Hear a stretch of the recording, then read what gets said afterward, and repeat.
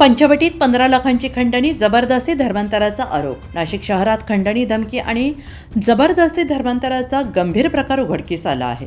मिळालेल्या माहितीनुसार आरोपी अब्दुल जलालुद्दीन शेख हा 2022 पासून आजपर्यंत फिर्यादीला सतत धमक्या देत होता.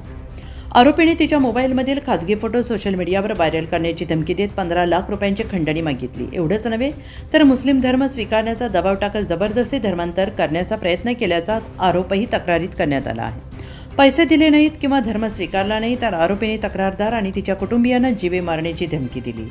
आणि या प्रकरणी 8 फेब्रुवारी 2026 रोजी पंचवटी पोलीस ठाण्यात गुन्हा दाखल केला आहे. पोलीस तपास उपनिरीक्षक नेमाने करत आहेत. सध्या आरोपी फरार असून पुढील तपास चालू आहे. कोविडनंतर जागतिक पर्यटन क्षेत्रात तब्बल 70% वाढ झाली आहे. या वाढीमुळे हॉटेल मॅनेजमेंट आणि हॉस्पिटॅलिटी इंडस्ट्रीमध्ये मोठ्या प्रमाणावर करिअरच्या नव्या संधी निर्माण झाल्या आहेत. आणि जर तुम्ही या क्षेत्रात आज पाऊल टाकले तर तुमचं भविष्य नक्कीच उज्ज्वल आहे. हीच संधी आहे AH इन्स्टिट्यूट सोबत. नाशिकमधील एक विख्यात एअरलाईन आणि हॉटेल मॅनेजमेंट इन्स्टिट्यूट इथे उपलब्ध आहेत. विविध courses, hotel management, tourism, bakery and confectionery आणि इंटरनॅशनल डिप्लोमाज, ज्यामुळे मिळतात ग्लोबल करिअरच्या संधी. इथे मिळतं प्रॅक्टिकल ट्रेनिंग, 100% प्लेसमेंट आणि अनुभवी फॅकल्टीज कडून मार्गदर्शन. सगळं काही एका छताखाली.